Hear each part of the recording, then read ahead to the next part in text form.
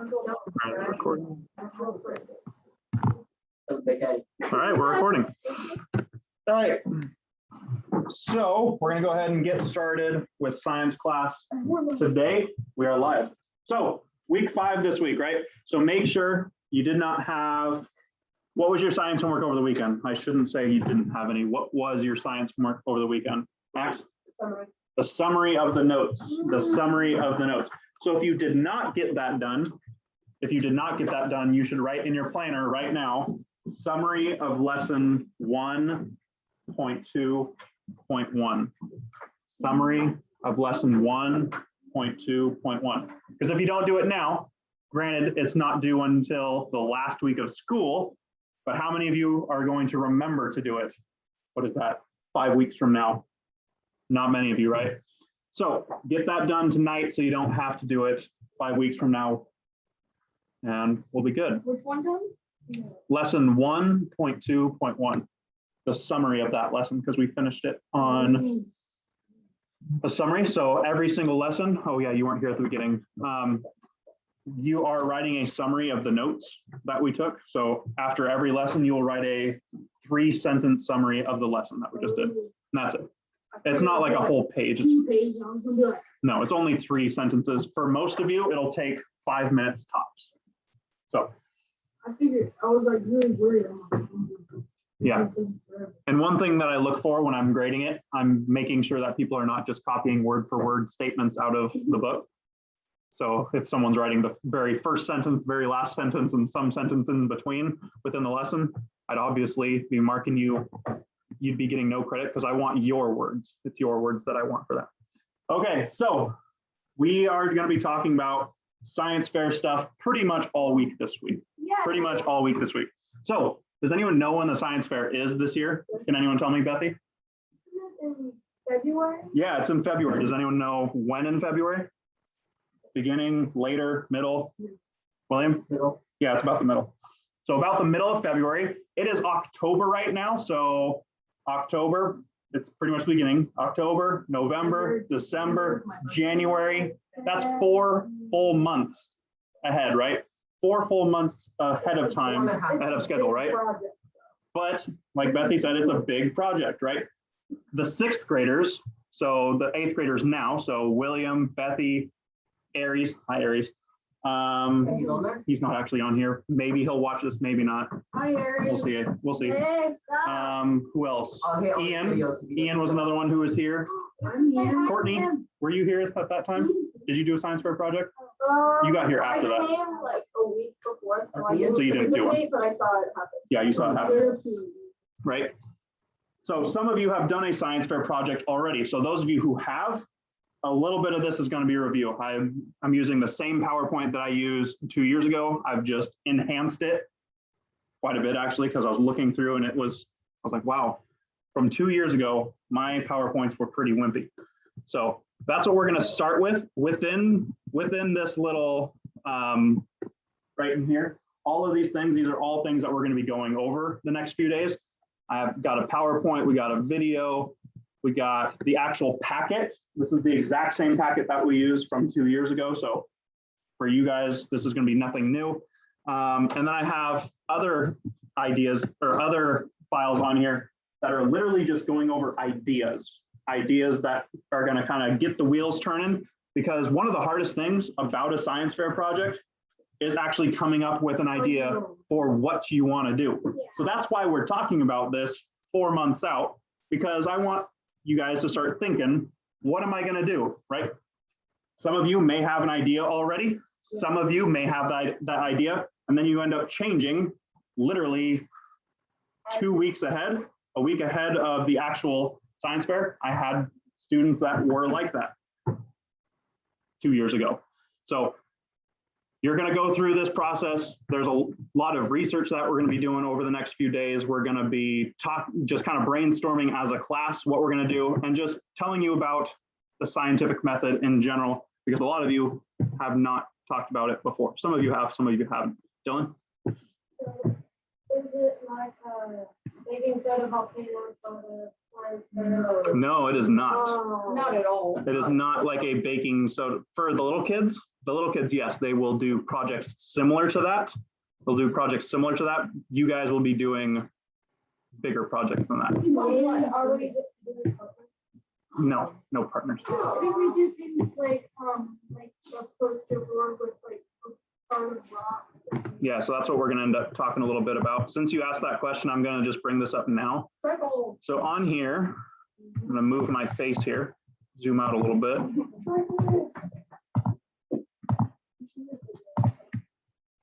No. So within this packet, this is the wrong packet, that's the ideas. Within that packet, student packet, there it is. Let's scroll down. There it is. So I have all the steps on here. I printed this out last year. I will be printing this out again. It's the exact same packet as I already mentioned. It goes through all the things that you will need. So it goes through the steps, right? Choose a topic, make sure it interests you, propose a question, blah, blah, blah. Lots of steps, right? Different rules. Well, first off, yes, there is rules to this. Kind of like Dylan asked, can I do like a volcano? Well, in a sense, I will leave that door open. Yes, you could, but you can't just make a volcano and say, this is my science fair project. We're not doing that. One of the biggest things we're going to be doing is you need to incorporate the scientific method into your project. So if you can get the scientific method to work into your little volcano, then sure. And that's what we're going to be brainstorming here over the next few days. So I don't want to shut that idea down, Dylan. So just so you know. Right. Yeah. But that was a good question for other people who might have that question. So right here. So this is something, it's going to look a little bit like this. So like, so we have materials that doesn't all have to be in order like this, but you have a trifold board, right? So when we actually have a presentation on February, I'm not sure the exact date, but it's kind of in the middle of February, you'll have all of these things listed, a list of all the materials you used in your project. The procedure, what's a procedure? Aiden? What's a procedure? There's like a surgery. That's what I'm thinking. Procedure. Right. A medical procedure. Yeah, that's a type of procedure, not the procedure we're talking about, Brady. Drill, following. There it is. That's where I was looking for. Kayla got it. Steps. Procedure is the steps that you followed when you went through your project. So you need to write out all of the steps that you're doing. So you'll do this before the project, right? You'll follow those steps and then list them here nice and pretty. You do not get to put this just in writing on your board. You'll need to have it printed out looking all nice and pretty. You'll need to have a title. You'll need to have a purpose, hypothesis, results, conclusion, other images to make it look pretty, right? So I have lots of examples. I have some examples from previous years, some from previous students as to what a good project looks like. I have images from some of my projects that I've done in the past, and just other examples from the internet that I have found that are good examples as well. Dylan?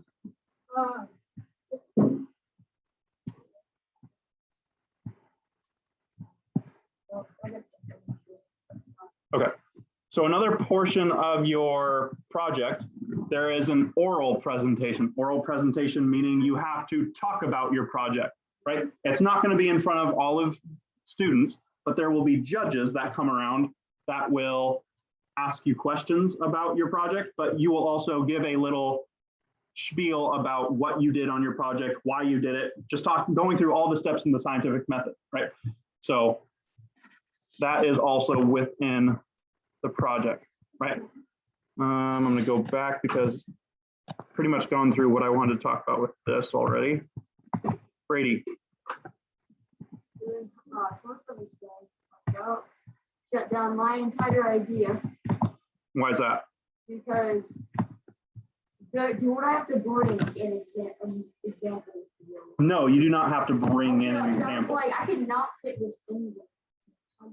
For example, maybe you want to do a test on your dog. Maybe you want to do some tests on your dog. For example, my dog Cooper, maybe I want to do some tests on him to see what type of food Oh, I thought you were gonna say how high. Yeah, I'll just go there. What types of food make my dogs, make him more energetic? What types of food maybe does he eat more of, right? Is he more picky with certain types of food? What's in the food, right? So I could test that. Can I bring dog samples of dog food just as visuals? Sure. Am I going to bring my dog? No, right? So something that Bethy did in the past was about popcorn. She tested a bunch of different people with popcorn, and they were trying the different types of popcorn, right?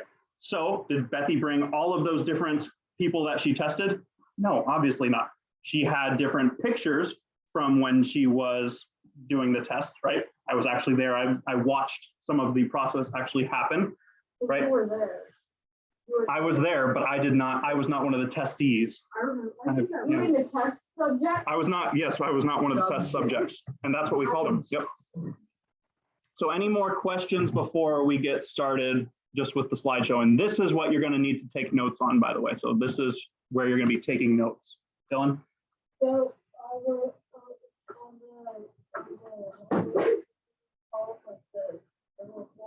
Yes.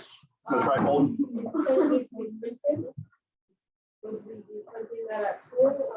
At home. A lot of this, there is some of the steps that we will do in class. I'm sure if you were to ask William, Bethy, Ian, Aries, any of them, they would tell you that some of what we did, we actually did in class, right? Obviously, if you're going to be testing people, so like how Bethy did, there's certain parts of your project you're gonna have to do at home. Printing, for example, you're gonna have to do that part at home, right? If you don't have a printer, just go to someone else's house and borrow their printer, right? So your little flash drive, right? So that's why on your list, we had flash drives as something that you needed to have for school, because look at what we have over here. We have some computers that you're gonna be able to work on on your project, right? You're gonna be able to research on the iPads here over the next couple of days. So we're gonna be doing some of it in class, a good portion of it at home. We're gonna be walking through over the next 4 months all together, so you can ask me questions, but at the same time, a lot of this is gonna be still done at home. Brady? Well, I want to think more like kind of like talking about it or how it works. Talking about what and how it works.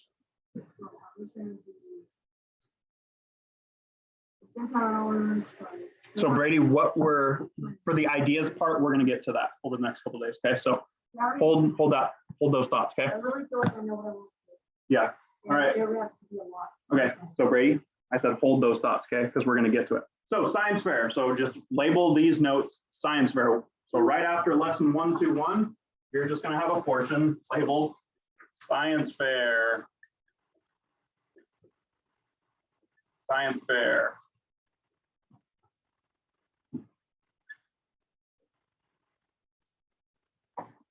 There's a lot of slides where I'm not going to have you take any notes, but there are some slides where I do want you to. So there's actually not as much.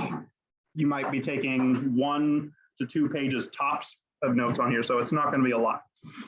So the science fair, we're going to be going over a lot within this. Again, you're not writing it all down, but that's besides the point. So we got Mr. Perry the platypus here. I figured that would be something you guys some of you would enjoy anyway. Yeah. Mr. Perry the platypus and Dr. Doofenshmirtz. Right, all right, so I'm gonna make my head bigger over them now, so maybe I can't. No, I went too far forward. That there. Okay, so how to come up with a science fair project, right? This is the biggest, I think the hardest part of what we're doing, as I mentioned already. This is the hardest part of what we're gonna do, is coming up with an idea. Yes, write this down. Yes, get all this written down. It's gonna take you a little bit. Yep, that's why I said it. How to come up with a science fair project. So my biggest piece of advice is when you're thinking about a science fair project is thinking about your passions. Thinking about your passions. What do you like to do? Do you like video games? Do you like animals? Do you like fish? Do you like people? Do you like food? Do you like to exercise? Do you like sports? Do you like art? Do you like things that have to do with psychology? Do you like things that have to do with nutrition? Right? Think about your passions. What's something you maybe want? What do you want to be when you grow up? What do you want to be when you grow up? Do you want to work? So for example, I had a student in the past do a diapers project, which was a really cool example, right? Probably we all could have guessed who it was. But I had a student who did a science fair project on diapers, right? What was something she was really passionate about? Babies. What do babies wear? Diaper. Babies do not wear babies How do you know? because I have a baby. Yeah. Babies wear diapers. And as a parent of about 10 months now, right? You go through a lot of diapers. And me going through that experience, there's been diapers that do not work very well. There's been diapers that do work better. I have not used reusable ones. It's just different, but it's different brands. Not all brands are great. I've used Costco ones like Kirkland. I've used Huggies. There's been these other weird brands that I've gone through that aren't our favorites either. But so far, we found that we've liked Kirkland and we found that we like Huggies. Huggies are the best. Huggies are the best just because of their design. Morgan's not able to rip them off as easy because that's a phase that we're going through right now is her liking to rip them off. Or when she's moving, they just start to shift off, right? So as she's moving around, because she crawls everywhere, she's starting to walk places, not without holding onto something, right? But she's able to move a lot more. So we need a diaper that's going to stay on her, right? She's able to walk by holding onto something or pushing things. She uses things to push on, but no, she's not able to just get up and start walking. But my point here is find something that interests you, right? Find something that you really enjoy. Talon here. Talon, what's one thing that you really like? Exactly, right? Baseball. Talon really likes baseball. So something I would encourage Talon to do is research a project that he could do on baseball or something that he could do on something athletic, something sporty, something that has to do with health, nutrition, right? That is somewhere that I would encourage him to do some of his research, right? Another one I did not mention that I forgot that I put up here, music. A lot of people really enjoy music, right? So what could you do with that passion for music? Well, one thing you could do is testing people's ability to take a test with music, testing people's ability to study with music. So I've had someone in the past try and do that, and they ended up not being able to because they wanted to do a different project. They changed halfway through. You could look into how different music, oh, that is what I wrote already. Sorry, I wrote this late last night when I was watching football, so. The Patriots against the. Oh yeah, Seahawks won. They did, they won, it was an ugly game. 49ers. So music is a big one. If you like music, look into that area when we're researching. Athletes, I mentioned that one already, so I'm gonna, actually there was one point I wanted to bring up. You could examine, so if you are an athlete, maybe, or if you're not, very, very easy thing to do with this, because one thing that a lot of people, what I went to school for was exercise science, right?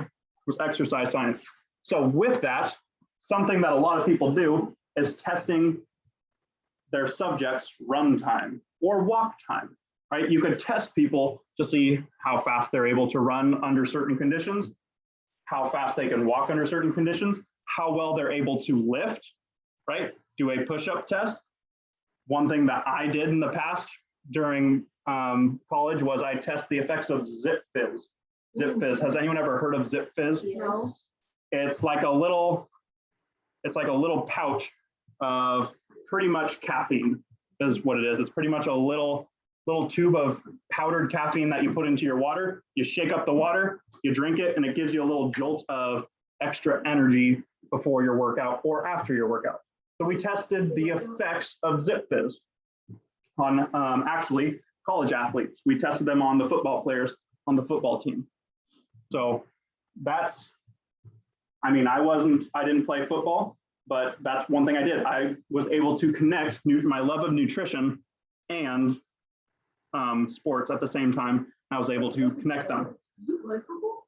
I only kicked for the football team in high school, but yeah, I was a kicker and punter. Went to a couple kicking camps.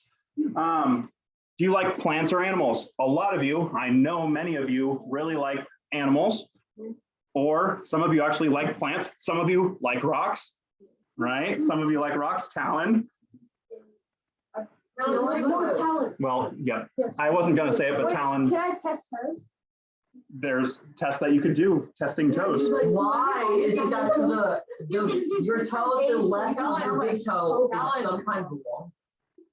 I would not, it'd be a pretty hard project, but it's out there. You can test my This is a grandma's picture of our lovely Mr. Huber. So another piece of advice, quiet please guys, quiet please.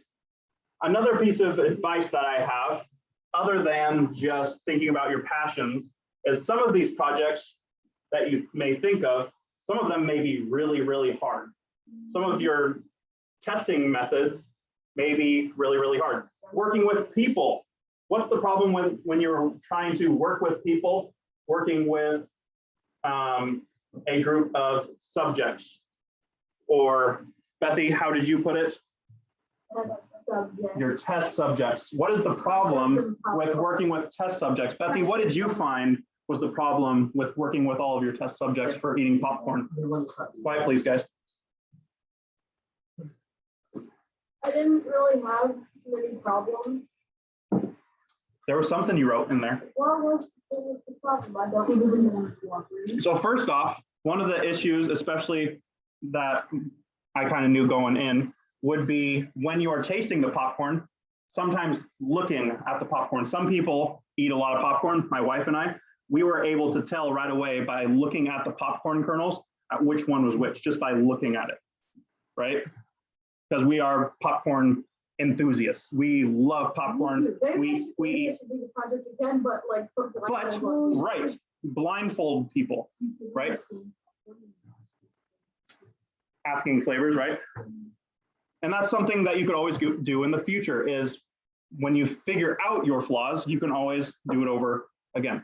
One of the things that I wanted to mention about the testing. So I had one student who they tested students on their testing ability. So they gave she gave her classmates a pop quiz. Were you guys in that class? Ooh, is that Maddie K? Yeah. Oh. Where she gave her classmates a pop quiz. And they just came into my class that day. It was algebra class. I'm like, all right, here's a pop quiz. I put it down on everyone's desk. Some of them were harder. Some of them were very easy. And some people have a lot of test anxiety. So when they saw that there was a pop quiz and when they heard, their test scores went down. What was the problem with that? We had a very small class. There was only like 5 or 6 people that she actually tested. So there's some problems with when you're testing your peers, especially, you're only testing people you know, and you are testing a small amount of people. So that can be some of the problems that you run into. So just some things to think about when you're testing other people.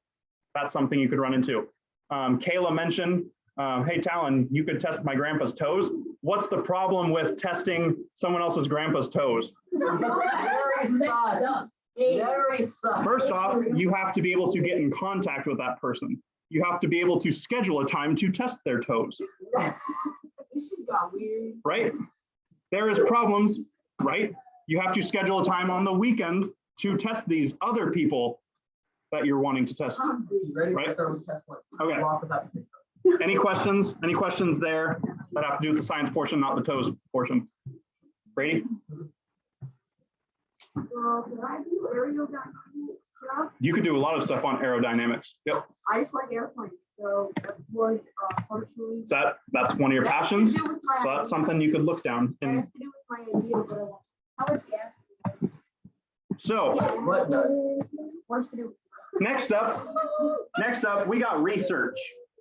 Oh, We have research, right? So you have to find your passion. That's my first piece of advice. And then you have the research portion, right? Yes, write this down. Yep, write both these slides down. I don't know if any of you have seen this cat gif before of just the cat going like this, doing all of its research on The the, Kermit the Frog one is so much better. right? There's a Kermit the Frog too. I have seen that, or Elmo. Yep, I've seen those. So do some research. Off the top of your heads, why do you think it's important to do some research on some of your ideas? Especially if you're like, Mr. Doomer, I already know what I want to do. I don't even need to do any research. I don't need to look at any other ideas. I have this one idea. That's what I'm going to do. I don't want to do any other research. I have something I really want to do. That's it. I'm done. Caleb, You could get something wrong on there, like false information. false information. Okay. False information. Right? So what's another problem with having just one idea in place and you're like, that's the only thing I want to do. I'm not even going to look at any other ideas. I'm not going to do any other research on anything else. Aiden? Let's say you have to do it. This is dumb or this is too hard, And then you gotta do it all over again, and you only have a week to do it. right? Having some backup ideas. So when you do, one of the things I'm going to show you is I'm going to show you 200 different ideas, different science project ideas. Does that mean there's only 200 science fair project ideas in the world? No, there is an endless amount of different science project ideas that you could do, right? So that's why it's so important here to do your research. So after you've decided on your passion, after you've decided on a passion, some kind of area that you want to look into, going back to Talon here, Talon really likes baseball. So I would recommend him to look into nutrition, looking into athletics, looking into baseball in general, and even looking into the human body. And so looking into that as a general passion. Now, is that a science fair project? No, that's just a passion that I'm wanting him to look at, to do some research on. Second point here, pretty long. The internet. How many of you use the internet? Raise your hand. How many of you use the internet in some way? How many of you use the internet? Every single one of you, except for apparently Max and Aiden. I raised my hand. Oh, you did? Okay. Okay.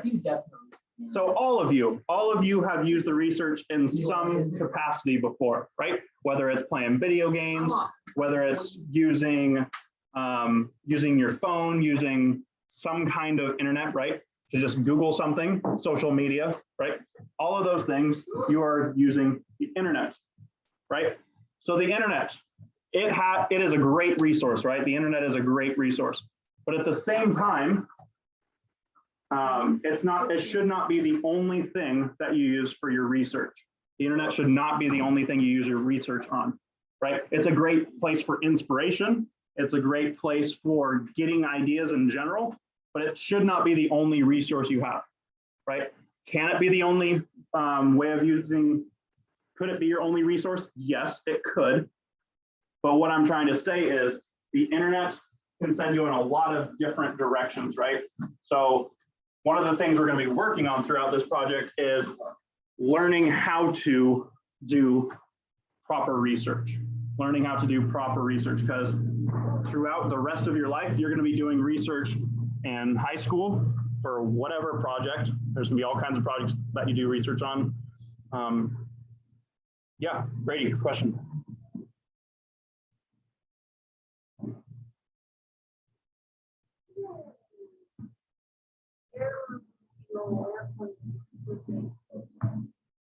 Oh yeah. That would be Off the top of my head, no. But I know how to research really well because I've taken classes on how to use the internet for research. I know different sites that are better to look at. Wikipedia, is that a good place to start? No, start for a little. Yeah, listen to that question right there, right? Is it a good place to start? Yes, it's a very good place to start, get some background knowledge, right? I use Wikipedia all the time. It's a great resource for some background knowledge, right? Even just Googling something and it gives you the answer right there on Google, that's a great place to start. but you got to do a little bit more digging after that, right? So when you are looking at some of those experiment ideas, one big thing that you're going to see up here is that it says, once you find one of those ideas, don't just copy the exact project. Do not copy the exact project. Tinker. No, it's not plagiarism. What I want you to do is tinker with it a little bit. That's copying. Right? The volcano idea. It's not a bad idea for a project.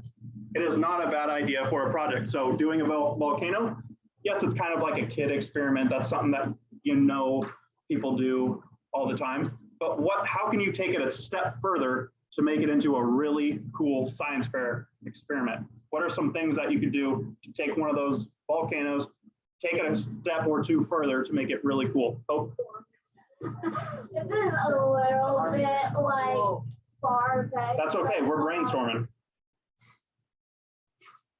Take it outside, but they make it so that stuff can come out of it. Yep. So it can blow up. And use elephant surprise. Yeah, that'd be cool. So it's like Like, a can we big, actually do that? sure. But one thing I would say is, what are you testing though? Because one of the things you're going to hear Mr. Doomer say over and over again is when you come up to me with an idea, I'm going to be asking you, what are you testing here? What are you testing? Are you testing elephant, what was it? Elephant toothpaste? Does it have a bigger explosion or does this have a bigger explosion, right? What are the two things you're testing, right? It does. Well, that's up to debate. There's other things that you could do that would be cooler. So another reason that I'm wanting to give you time to think about this now is how hard is it going to be to do some of these projects, especially a volcano project to do during the time when it's like freezing outside, really dark, when you get home, it's dark during December, it's dark during January, right? How hard is it going to be to do some of those chemistry experiments? Because I know some people are going to want to do a chemistry type of experiment outside, blow something up, right? Hope. You want to blow stuff up, right? I got it. Yep. I know Hope has asked me countless times, I want to blow something up, Mr. Doomer. That's why I wish that you always said it. Yep. We'll do it next year. Okay, bring it back in, guys. Bring it back in. We good on this slide? Move on. Okay. So another point that I have here, minimize this, maybe not. There we go. So another point that I have here with how to come up with a science fair project. So what were the first two steps? What were the first two things that I want you to do before even coming up with an experiment, before you even come up with a hypothesis or actually doing the experiment? What do I want you to do first? William? You're taking notes, right? Because I've seen you have your head down most of the class. But you're supposed to be taking notes, right? Okay, so make sure you're doing that then, because I've seen your head down most of the time. Talon? Passion of reason. Find a passion first. Yep. Find a passion. What's step two? What do I want you to do second, Kayla? Do the research. So find a passion, do research. Step three, scientific method. Step four, profit. No one. Just no one. Man, you guys are killing me. What? You get it, Aiden? What? Okay. So my 4 steps here. So find a passion, do research, use the scientific method, profit. Oh. So after you do all of this, you're gonna make lots of money. Like a pyramid scheme. After you do all this, we're gonna make some money. How? Didn't you hear me? Man. It was time you said I said money. Yeah. Okay. Anyway, because a couple of the experiments, one of the experiments that I did when I was in college, a few of my classmates that helped me with the project, they went on with the professor to do that project, and they took it to like this big science convention where they were actually able to do more research on it, right? So that's something where they ended up making money off of that experiment. Did I want to do that? No, because at the time I was trying to get into physical therapy, so I didn't have time for that. So use the scientific method. Use the scientific method. That's our third step here. So the scientific method should be the backbone of your project, right? So if you say you want to use a volcano as your project, that's your main thing you want to use. Great. How are you going to use the scientific method to go a step or two further, right?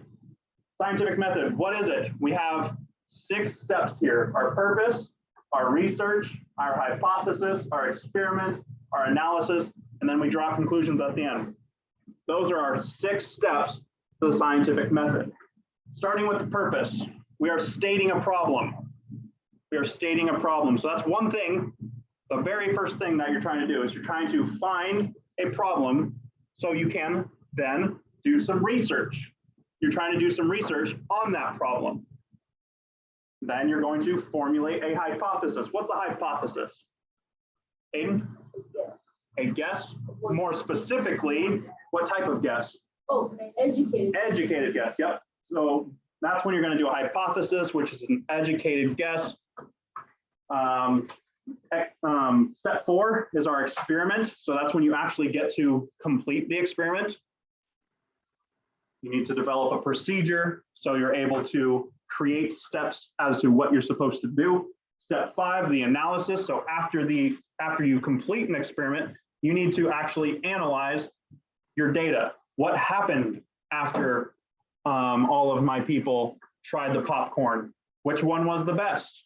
Which one did all of my contestants think was the best? Which one were they able to guess which was which, right?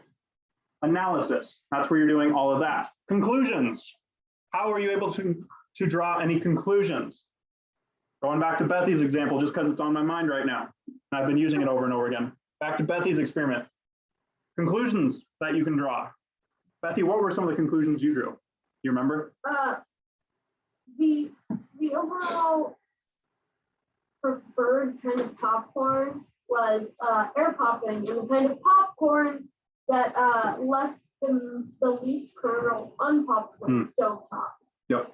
And that's an important piece right there. You want to have your kernels, you want them to actually pop, because you don't like digging around in your popcorn bowl and all of a sudden you got a handful of kernels. You don't want to eat the kernels, right? So you want to know which kernel is actually going to pop the best, right? Okay. So that leads me to the actual question of what is the scientific method? What is the scientific method? Who can tell me what it is? Who can give me, huh? What did you say before that? I said, what is the scientific method? Before that, I don't remember. I don't remember. It's already escaped me. You can watch me on this video. What is the scientific method, Max? Max? State the problem with purpose. Okay. Then you research it. Then you come up with a hypothesis or idea. Right. Then you experiment with it, like, right. for example, like get a pill, put it in a Bigfoot bottle and see what it does. Right. Then you like record the result, like see what was there. Right. And then you like conclude on it. Like, this is what happened. And how it happened, right? That is a great answer. How did you come up with such a good answer? I don't know. It was just in my head. That's crazy. You are a science whiz. So good. So that's a good long answer for what is the scientific method, but let's shorten it up. Let's summarize it into a few more words. Ready? I'm going to say using science or STEM to do all the. So do we only have to use STEM with this? With the scientific method? There's a lot of other things you're using besides just science, technology, engineering, and math, right? You got to be able to write. One thing that I'm having you guys do is you got to know how to write down a procedure. You need to be able to write up a hypothesis, writing all of your conclusions, right? You're going to be able to type it up, so it'll be able to correct some of your spelling errors, but you need to know how to write, right? This is not all just science, technology, engineering, and math. Another thing is you're going to be researching the history of some of these projects, right? You're going to be able to look back to see how some people did certain projects and how it worked or didn't work, right? Aiden. Can I do something about how guns are built? How guns are built, what would you do with that? Or would that be more of a history? So the question that I'm going to end up asking everyone when you come to me and say, Mr. Doomer, what do you think about this idea? How they're made, how it progresses. How it progressed over time. So that would be more of a history. Yeah. That would be more of a history fair project because you are studying something and the history behind it. You could include some of that if you wanted to have a project with guns. So what type of gun works better with this type of ammo? Does a gun work better? Does my pistol work better with this ammo or this ammo, or with my own ammo that I made myself? What type of ammo am I able to, right? But that's what I'm saying. That's what I'm saying. That's something you could do, not really the history of something. I was gonna say how different bullets affect the gun, Yeah. how they shoot. I was gonna say something like that. I guess after you. I don't think it's dumb. It's bullet hurts more. Well, then obviously with that type of, so one thing I want to say quickly, please. So one thing I want to say about that type of project, what do you think I'm going to say as advice that you need to do with that type of project? Don't bring in, yep, don't bring in any kind of example. And you need to work on that project with an adult. Someone who has their, right, someone who has a license to actually have a gun, a legal gun, right? So that would be, that's something pretty obvious, but to the rest of you, if you're doing that type of project or doing something with chemicals, so like Hope, if you're wanting to do something where you're blowing stuff up, you're gonna wanna work with an adult to help you through so you don't blow your fingers off, right? I mean, It's hot though. But it's hot, you can burn yourself. It is really Right. hard. Max, I just- Caleb, Aiden, Can I do a little science thing? yes, So me and my brother kind of be cool to get like a kernel and put it in the microwave. Mhm. Until it pops. Yep. And Yeah. so we did it. Yep. In the whole microwave, like we put it in It for like 5 minutes and broke. just left it there. And it just went like pop, and just went like it just started skittering all over. It just like broke the microwave. so that is a great project that you could actually do if under the supervision of your parents, right? Testing how, And then we did it in the oven, and then it would like actually like work. then it would actually work, right? But obviously you don't want to use a microwave that you would break, right? Unless you buy one, like A cheap one. Yep. I've seen that. Okay, so I got some vocab terms for you. This may be brainstorming time right now, guys, but this is not side conversation time. So vocab words that I have for you. Scientific method. Here is the actual definition that I was looking for, or something close to it. It's a way to ask and answer scientific questions.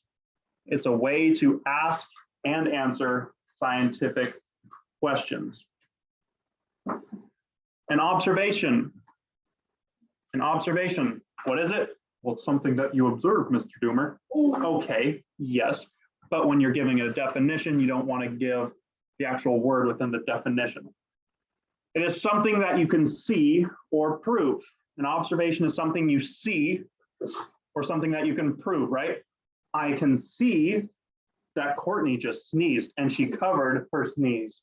I observed that. I just observed that Hope laughed at my terrible attempt at trying to be funny. I can see that Aiden is maniacally laughing and now he's putting his thumbs up.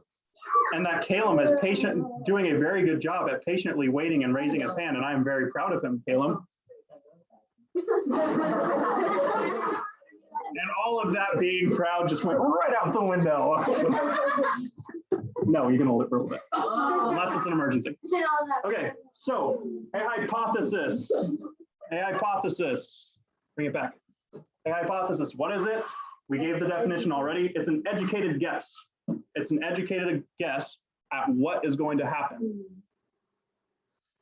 Conclusion. So when you draw a conclusion about something, you are explaining whether your hypothesis was proved or not. Were you able to prove your hypothesis correct? For example, for my project, let me see if I actually had my hypothesis in here. Here, I'll read over this one. This one's about, I'm gonna read this over real quick. This is one of my projects that's in this book. The acute effects of cupping versus massage therapy on hamstring flexibility and range of motion. This was How would you test out that? So I'm gonna read that to you. This was my synopsis, my abstract of my actual project.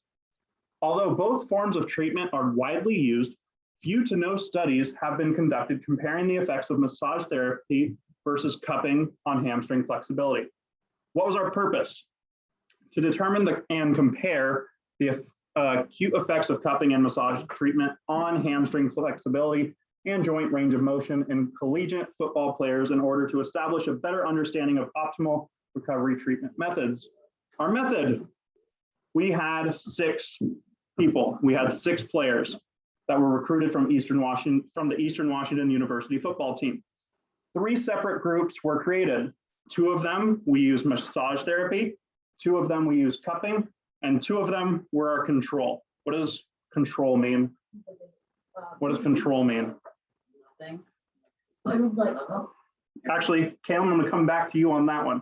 Caleb says nothing. Like not nothing, but I mean like it's like it's showing like if you're seeing if people get fatter by eating certain things, you have to see just eating normal stuff first to like test So like the everything out. people that like, aren't actually getting it. Right, If it so actually does anything. exactly. So that is the group that you do nothing to. So 2 of the people, we gave them massage.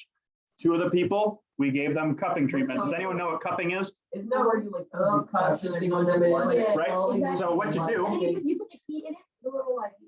not exactly, there's not really heat. So what it is, I don't know if any of you have ever seen anyone in the Olympics or anyone competing in anything where they have a bunch of little circle marks on their backs that kind of look like a circle all over their backs, or even on their arm, on their leg, right? You can use cupping anywhere.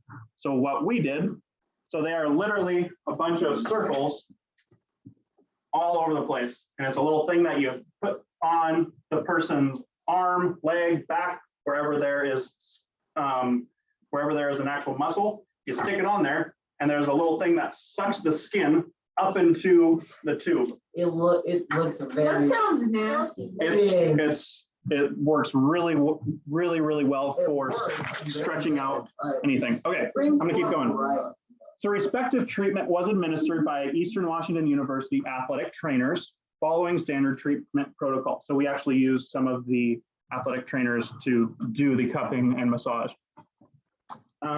Hamstring flexibility was tested using the sit and reach test method. Does anyone know what the sit and reach test is? Right, you're sitting and then you reach. So at first we had them sitting on the floor before the test, reach. And once we gave that test, we did the cupping or we did the massage, or for the control, we had them do nothing, right? So they got the massage. After that, within a 2-week period, participants were tested 2 times per week for a total of 4 treatment testing sessions. Data was analyzed using a 2x3 ANOVA. Results: collegiate football players who receive acute treatments of cupping or massage therapy will experience no significant gain in hamstring flexibility or joint range of motion. So after using cupping and massage therapy, they actually did not receive any more range of motion when they were in their flexibility test. Therefore, there were no significant differences between the control, cupping, and massage therapy. And then I gave a bunch of my results. Therefore, investigators are unable to reject the null hypothesis.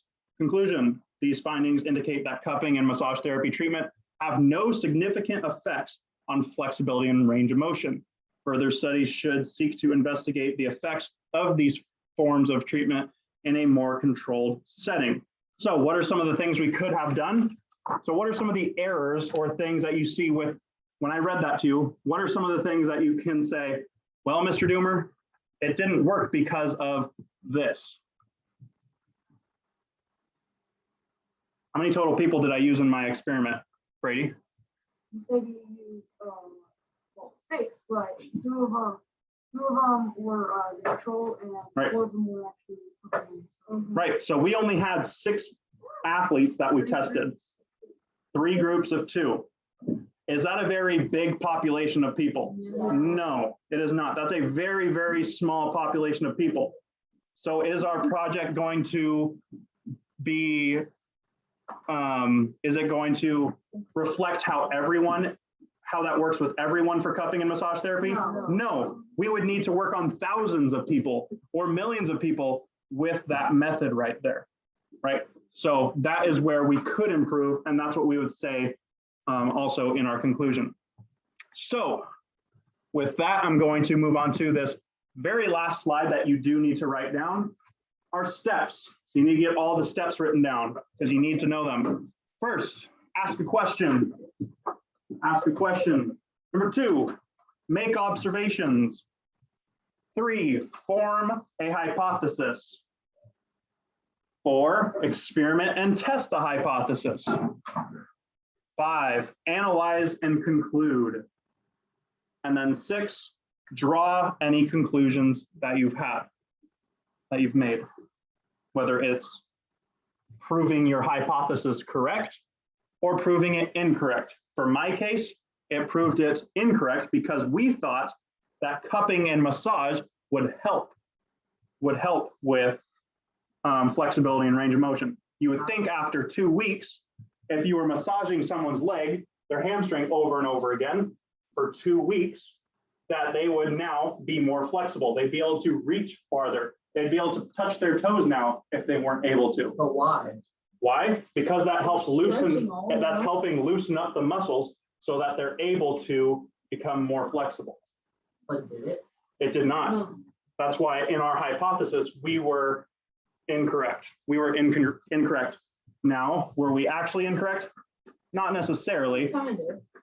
We were according to our 6 people that we used, but if we use more people, that's where it would be a little bit different. And that's one reason why they wanted to take that test and use it in a bigger setting, which is what they ended up doing. No, I do not. I do not. What other projects do you have?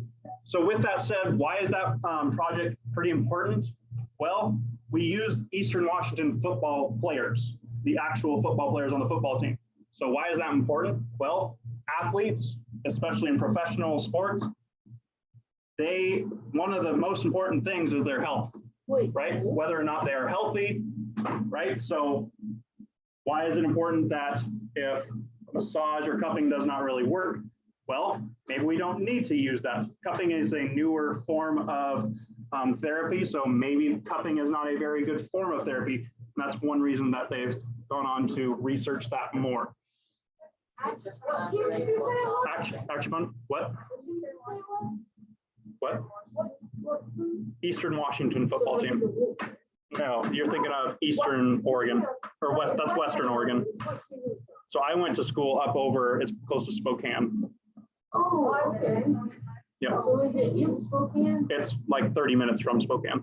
It's like a small little town. Okay, any questions about what we've talked about so far today? Any questions about what we talked about so far today, Kaylin? Would I be able to do something on the cloud chamber? What do you want to do with the cloud chamber? So yes, I'm thinking of a question that I could look at about how things, different things affect radiation. But could I bring something in like that as long as it's in the cloud chamber? Do you have a cloud chamber? No, but I'm thinking about making one. So another student that I had in the past, they made a projector, and that was their project. That person who made a projector, it wasn't just how to make it, but how to make a very good working, how to make a proficient projector. That was actually Ian. That was actually Ian who made that. So you could talk to him more about that. That was another really cool project. Yeah, because for a while there, he didn't have a TV, so he made his own TV. Right. So that was his passion. He didn't have a TV at the time. So what did he do? He made his own. And so he was able to do more research on how to make a better projector, right? So number one thing that I have for you right now that you need to know is start thinking about it. Start thinking about what are my passions, right? What are my passions? Because you could do a science fair project on anything that you have a passion for, right? And that's what we're going to be working on this week is that portion. All right, so go ahead and get cleaned up, guys. You can put away your notes. This is what we're going to be working on for the rest of the week. Not right now, but yes, later.